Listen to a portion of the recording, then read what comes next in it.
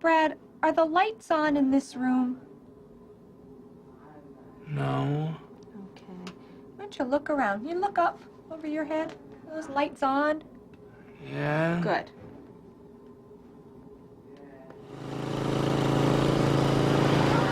Well, I don't wear a helmet today because it's about 2,000 degrees out, and it makes driving very unsafe. You know, sweat gets in your eyes. I feel like I'm not a part of the bike when I have a helmet on. Is your name Bradley? No. What is your name? I don't know. Right, Bradley Stone. So the answer to that question was yes.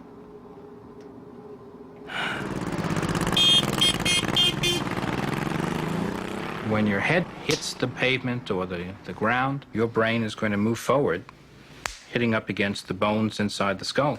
It's going to deform, it's going to stretch nerve fibers, it's going to tear nerve fibers, and the torn ones are gone. When you lose a brain cell, there is no replacement for it. So that's where permanent damage occurs. In fact, people who have an accident like that often don't get better. Can you give her a wave? They've lost something. They may have lost some of their intelligence. They may have lost the capacity to take care of themselves because of the damage to their system that controls their muscles. They may have a behavior change, have difficulty dealing with other people, having proper social relationships. It's all a consequence of that unprotected skull and nothing to take up the shock. Okay, you wanted to keep on going? So now I want you to be serious, okay? What's the first exercise that you usually do? All right. Okay, try to touch your chin and then try to touch your nose. Okay? And you want to do that 10 times.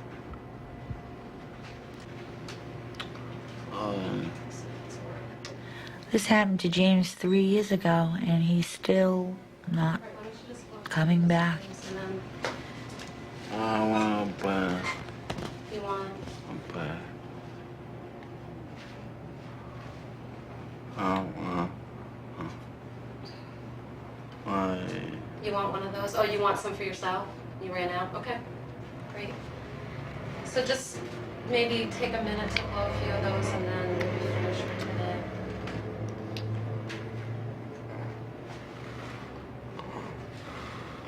Nice job.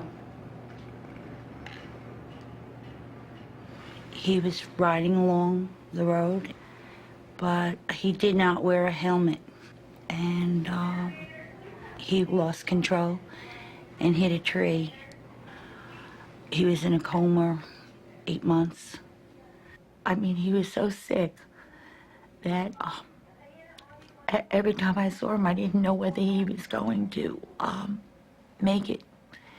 He had lost so much weight that he was just a complete skeleton. They had to weigh him in a bag. He looked like he was from a concentration camp. Everything was sunk in. I mean, I was frightened seeing my son like this. It was horrifying. You want to push up again? Bring your weight forward. You look up while you're pushing? Good. His goal is to get back his speech. His goal is to be able to walk again. But it's very slow, and it will never be the same. That will never, ever happen. Fall. I'll be right here. Okay. I want to see your arm come straight out. All right. Extend your elbow, please. You'll get more power. Before the accident, James used to carve. He did beautiful carving.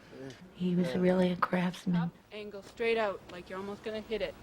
He doesn't have that control that he once had. So many things that he does when he finally finishes, looks like a child did it. But we're dealing with an adult that's making this mess.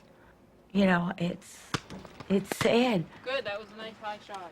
I have another son, and he's hurt by it too, because they were great companions, and there is a loss with the whole family.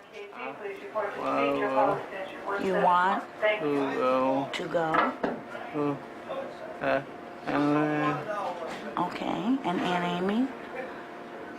But when you be walking again soon, it's a hard thing, and it's very hard on the family watching a loved one be destroyed. Man. That you Oi. go eat. There's almost time for you to go eat. He still has a tube in his stomach. So, he's just starting to eat very slowly, pureed foods, and we don't know if he'll ever go beyond that. He's lost his sense of smell, his sense of taste.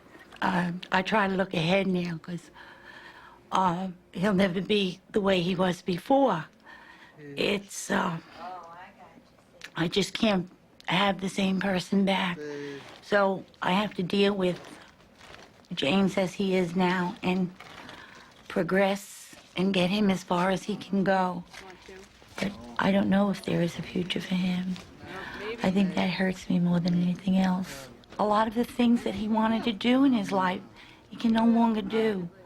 And this could probably have been avoided.